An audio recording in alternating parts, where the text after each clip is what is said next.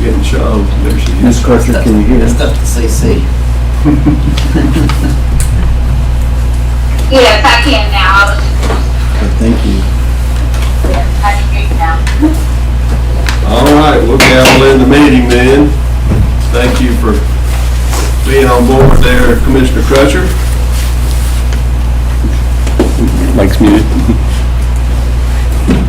The sound is gone away again. Sorry, there it is. Okay, thank you. So we'll call to order the October Board of Commissioners meeting for Huntsville Housing Authority. And please let the record show that Commissioner Willie, Commissioner Crutcher are present along with myself. And at this point, Commissioner Williams is not here and Commissioner Lowe will not be able to attend today. We do have a quorum for voting and majority here. The minutes have been sent out from our September 16th meeting. Everybody's had a chance to review those. Is there a motion for approval of the minutes from our September board meeting? I make the motion. Commissioner Crutcher makes a motion. I'll second. Commissioner Willie second. All those in favor, please signify by saying aye. Aye. Resolution minutes approval passes. Is there any old business to come before the board at this time? If not, we will move on to our new, something popped up on my screen, excuse me, that's weird. Yeah, we'll move on to new business, and I will turn the program over to Mr. McGinnis, our CEO at this time. Thank you, sir. We're going to go ahead and just dive into the agenda and start with financial services. We'll start with you, Teresa. Good afternoon. Afternoon. I'm presenting the cumulative low-income housing finance report for the period ending August 31st, 2024, beginning with operating subsidy. The original budget proration was 87%. The favorable variance in operating subsidy is due to a higher proration for the second quarter at 98.78%, and the third quarter proration is at 96.97%. The next variance is the operating grant for capital fund. There were no funds drawn in August of 2024. That is a result of this unfavorable reporting for this period. Bookkeeping fees are based on occupancy.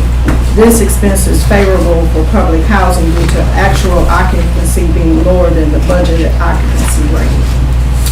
Other income, that is also an explanation this time.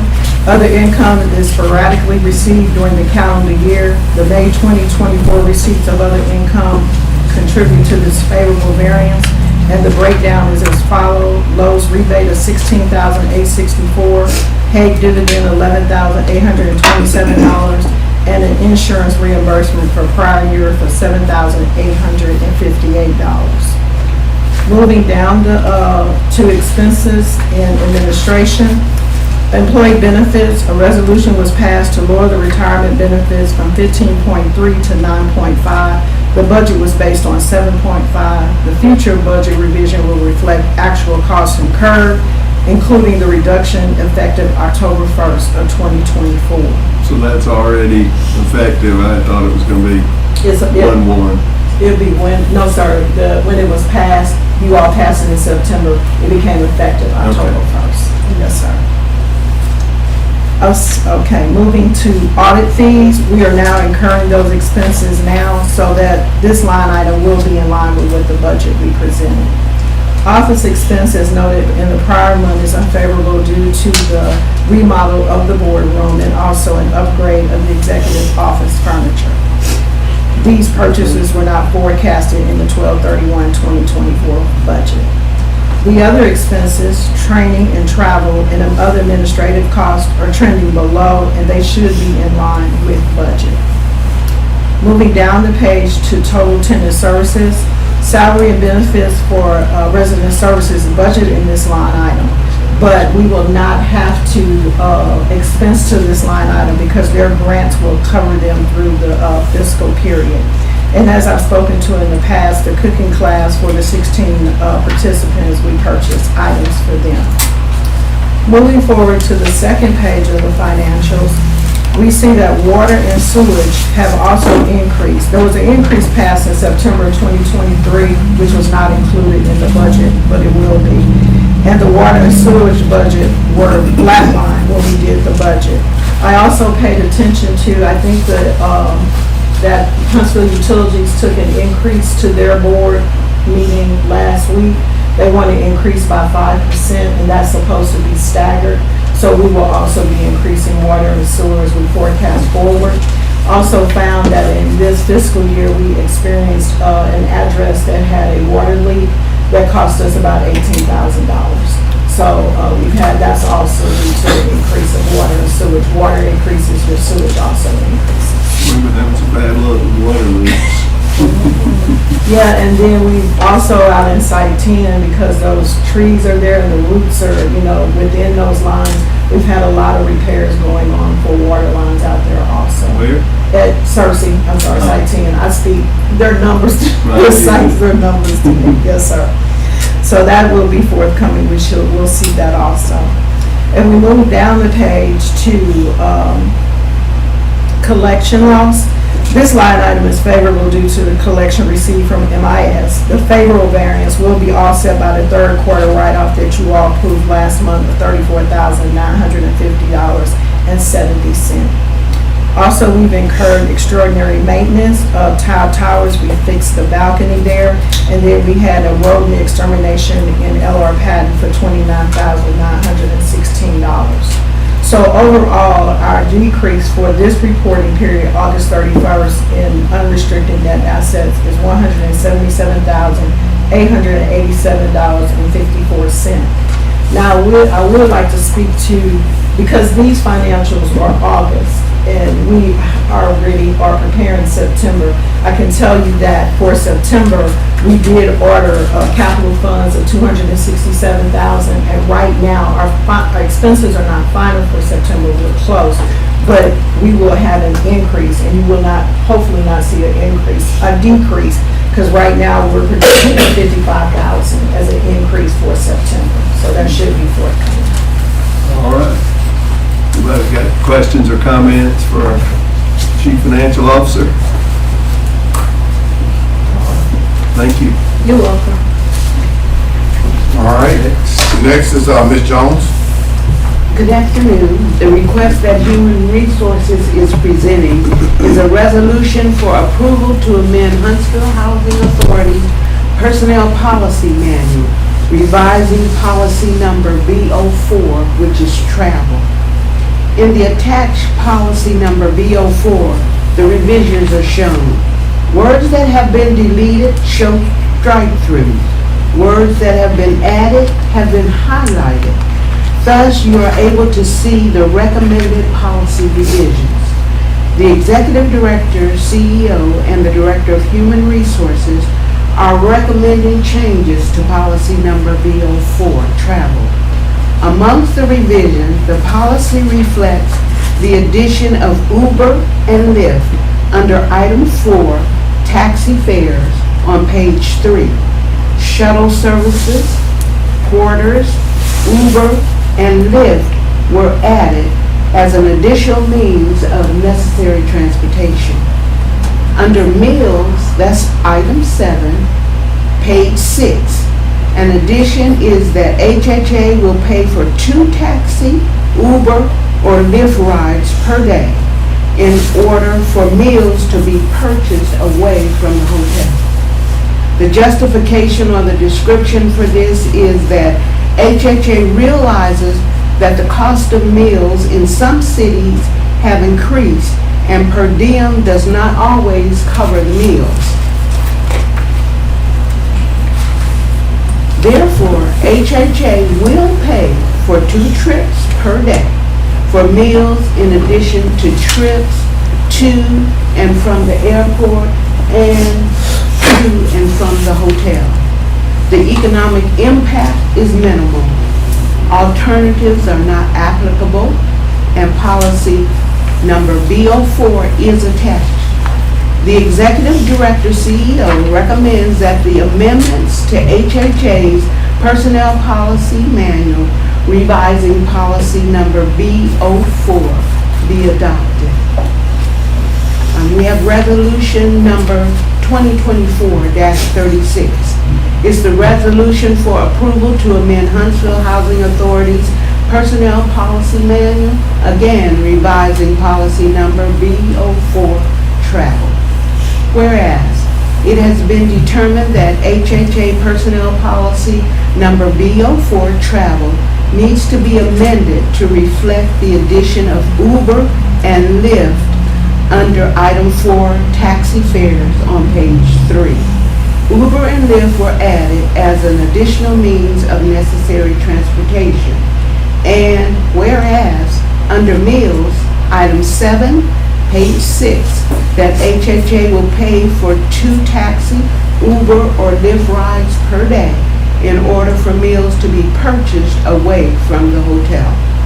Now therefore, be it resolved by the Board of Commissioners of the Huntsville Housing Authority, meeting in regularly scheduled session this 21st day of October 2024, that these amendments to the Personnel Policy Manual be adopted.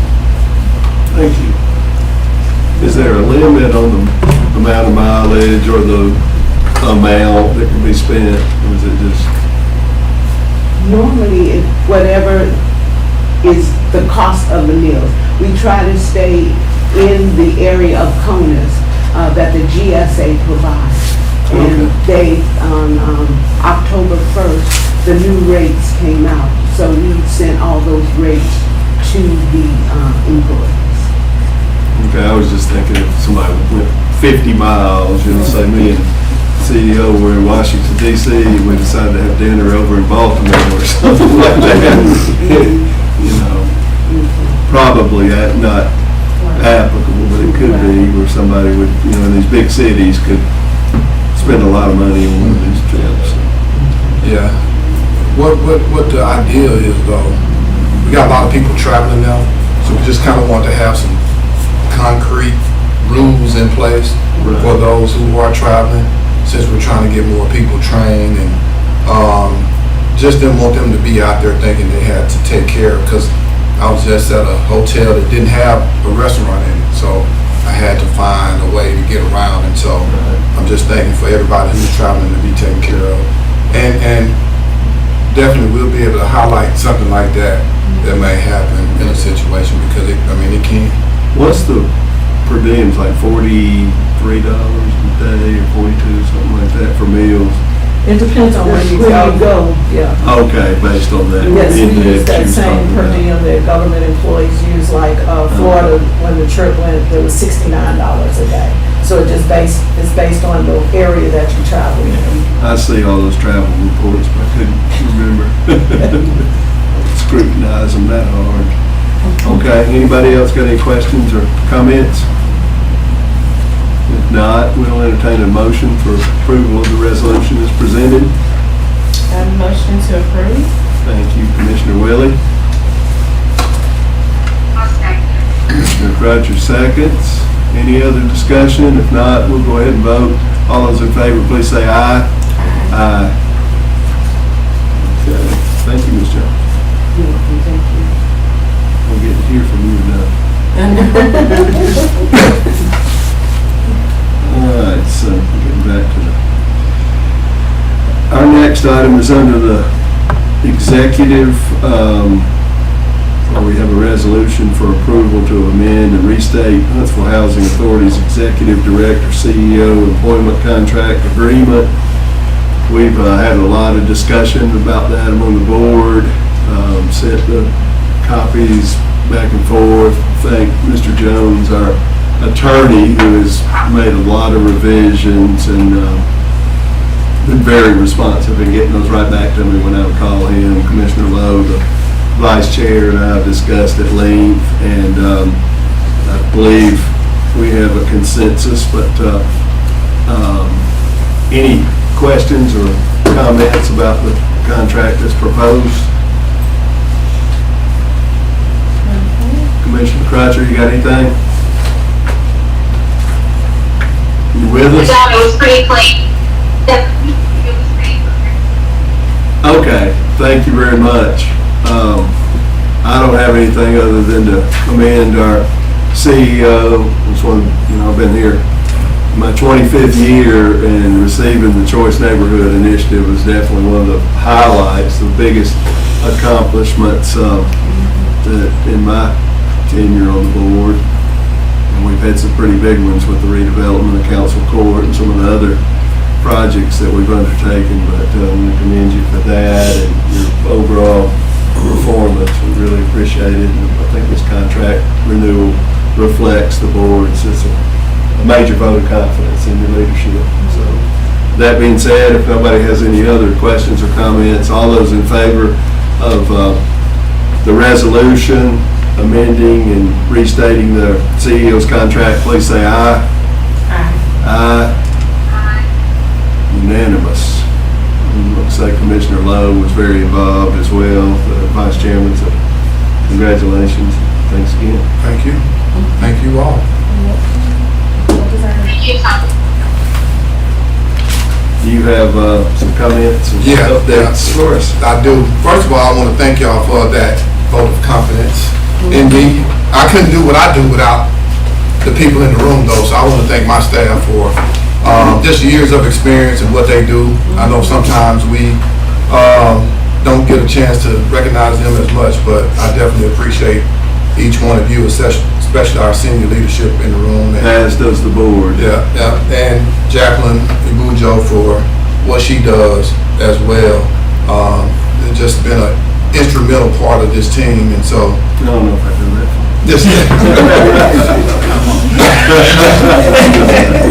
But we definitely appreciate everybody for their support. Now, I sent this out, but I'm gonna give everybody a copy of this. You can just take it and give Ashley one.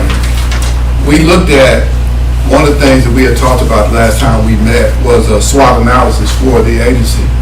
And I'll share this with the staff later, but I want to kind of just talk about some of the things that I see. We won't go over it in detail, but when you start looking at the housing authority and where we are, of course, some of our strengths would be definitely getting that choice neighborhood, and what we're going to be able to do with the Butler Terrace communities is definitely a strength.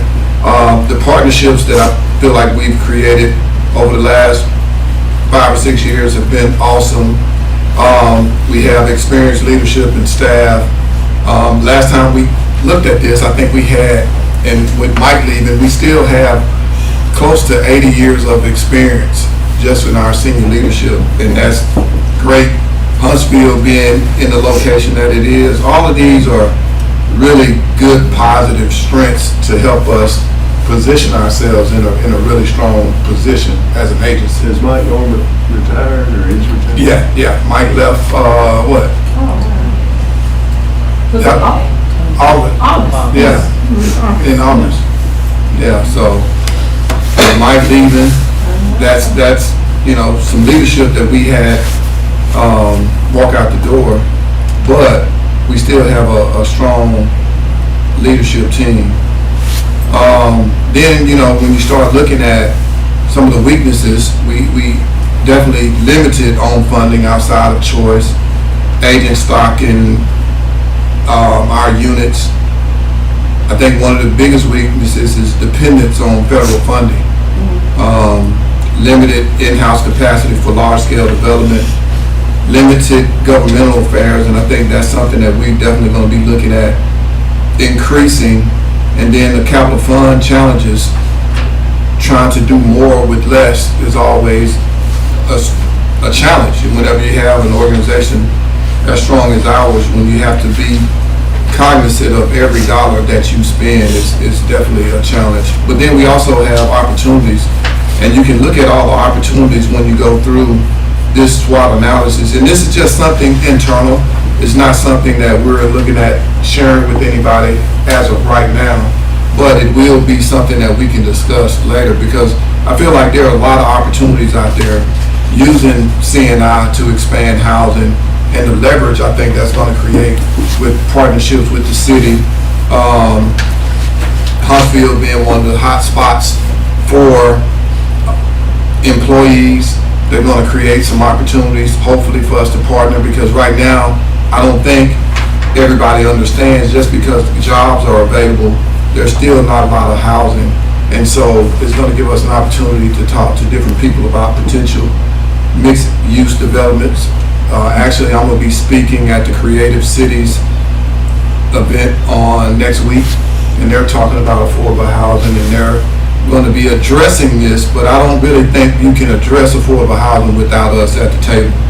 And when you start to talk about affordable housing, I think we serve a complete different population than the majority want to talk about. And so just kind of having those conversations is going to be something that we definitely have to have. And then when you start looking at some of the threats, I think economic downturns, construction costs, gentrification and displacement, shifts in housing policy, all those things are things that could definitely have a threat to our organization. And then when you look at some of the recommendations, again, maximize CNI, engage in public-private partnership, diversifying funding streams. Teresa is working on a few sales of some assets that we have right now. Just really looking at what we can do internal to impact what we want to do as we continue to grow.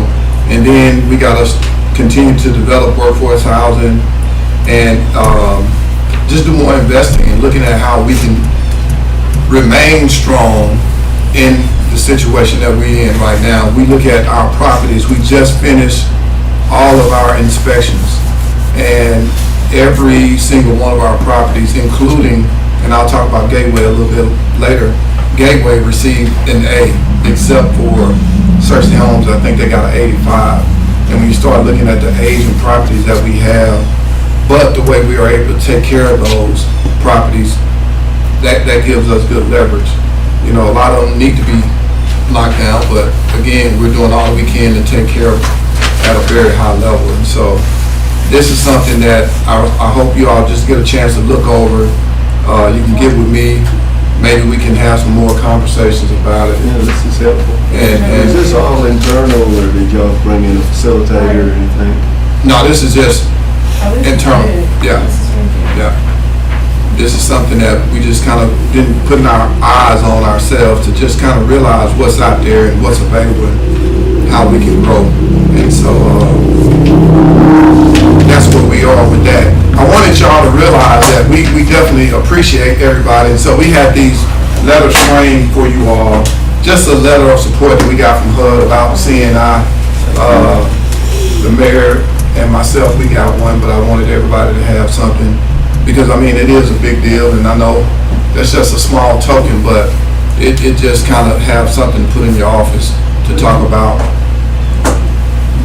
where we are as an agency. Mr. Fountain wanted me to talk a little bit about Gateway and where we are. About 60% of the residents are back in Gateway. We're still having some challenges with the insurance company. Teresa and Teresa and I, we're going to set up a call where we can get with the insurance company to see exactly where they are. I think they're in the process of submitting another check to pay for some of the damages. And Ashley's had a chance to be on a few of those calls, but we really, I think, now are at a point where we're getting down to the nuts and bolts and the blame game and, you know, trying to figure out who's going to pay for what. And now it really gets intense. And so we're just going to have start having some hard conversations with their insurance and our insurance. And I think we're working on somebody from Ashley's firm to start working on how to start having those conversations, because the main thing is really we want it to be resolved, we want the units to get back up, but we don't want to have any more liability than what we already have. What's the situation with the units, with the timeline for getting them back on?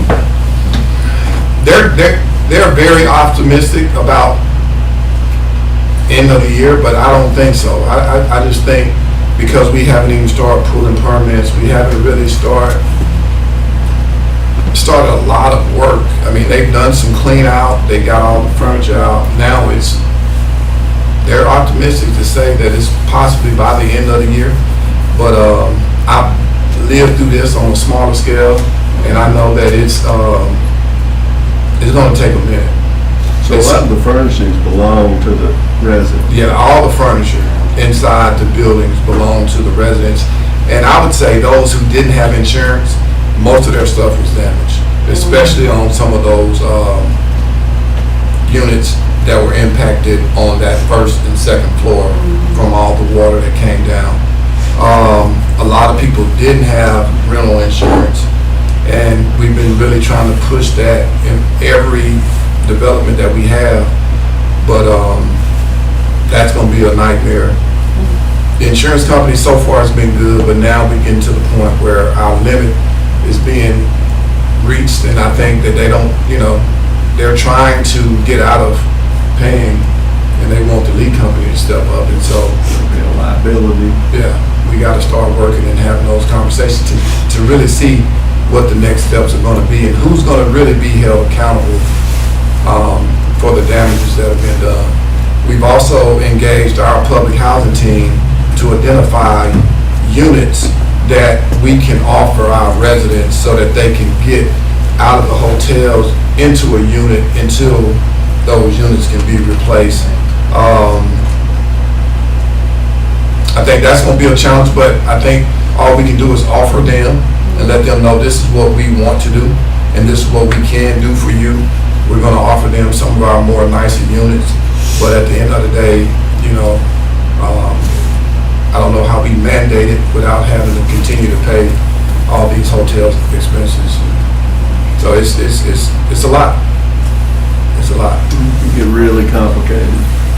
With our insurance and business income, we got loss of rents, got extra expenses with all the hotels and different expenses, and with the residents' personal property being destroyed. I hadn't even thought about that until you mentioned it. I mean, the perfect world, the contractor, their insurance company would accept full liability and reimburse our insurance company for paying out for all that. But I've been in the insurance business, commercial insurance, for many years, and I know these insurance companies tend to point fingers at each other, and attorneys get involved, and it's a lot to. And of course, the lead company, their conversation was exactly that at the beginning. They wanted to claim full liability. They wanted to make sure the residents got taken care of, but of course now. Hopefully we got that recorded. But there were no injuries, no bodily injuries. That's good. And for the most part, we kind of stayed behind the scenes when it comes to media. And it could have been really dangerous and a disaster for us media-wise. And we're going to have some real strong conversations with Integral after this is over with, even still, because I think there's room for improvement when it comes to the partnership and how we can work better together with them. And so, How many residents are at Gateway? it's 86, and so 48 public housing units, 38 tax credit units. So Some all of those them are residents are two-bedroom. out, or how many residents are out in, at hotels right now, or damaged, had damage? Last count was 32. Some of them are 2 bedrooms, aren't they? Well, I think the neighbor, I don't remember the numbers on top of my head. yeah, and out of the 32, I think it was 19 public housing residents that were out, and so I think last count we identified 12 units that we could offer, and I think the best way for us to do that is to get them to, and we'll send it to you, Ashley, to agree to move temporarily until they can get back into their unit, so that they won't feel like they're stuck back in traditional public housing.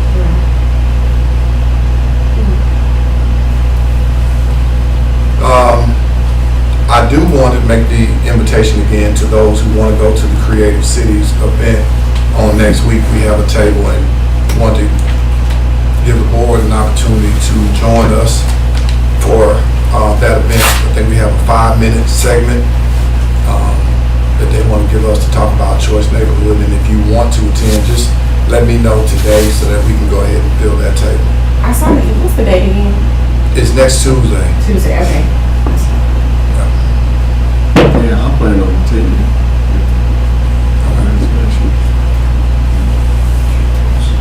It's beginning our classes. If there's space. Okay.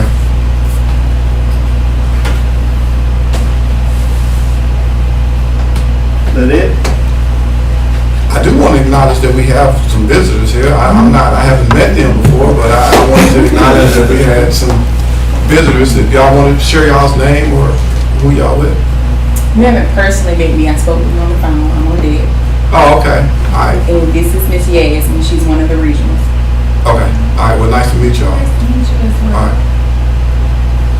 This is the time we normally call for public comments, and we ask people to sign up ahead of time, but if you have anything you'd like to share with us, we'd be happy to entertain your comments. I honestly, with me not being here from Alabama, I wanted to know how is the step-by-step with working with child, with the tax credit program? All right. I'll stick around after this, and we can just We kind of can talk. discuss it and get our questions answered, John. Did you say you're a resident? No, I'm not. I'm a regional. Oh, regional, I'm sorry, With, I could, kind of hard. They just taken over Dunwoody Yes. Apartments, and so we have some units over there, Section 8, Yes. and so. Where is that? That's out by Oakwood. Yes. Oakwood College, yeah, okay, very good, welcome, thank you for coming. Yes. Any comments from commissioners? Commissioner Welly, do you have anything? Commissioner Crutcher? Any comments at this No, time? sir, no, sir, I don't have any. Okay, thank you. Well, I do. We appreciate your leadership and the job well done. Thank you. Because it's been a lot of mountains, but you figured out a way to climb over them. And just thank you for pushing forward with it, because it's been a lot. You've done it, and this is great.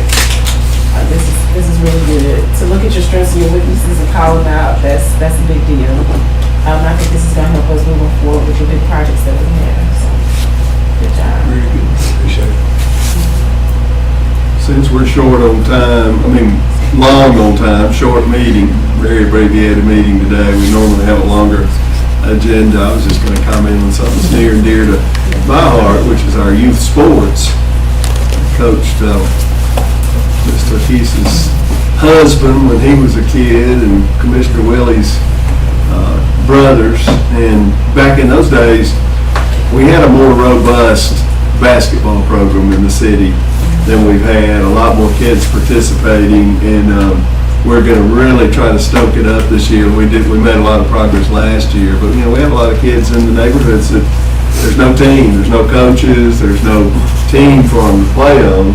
But Mr. McGinnis is going to step up and coach a 12 and under team, and I'm going to help out with the 8 and under. And we've got just about every age group. Got a group. We're going to kind of be headquartered over at Westside Center in Butler Terrace, and play some in-house and some in the city Parks and Recreation League. But when you see our kids on the baseball field or the basketball court or soccer, and they just never had an opportunity to play, we've got a sense of urgency to get kids outside, get them playing sports, and there's been a lot of effort going to it in our Searcy Homes program, and Calvary Hills, and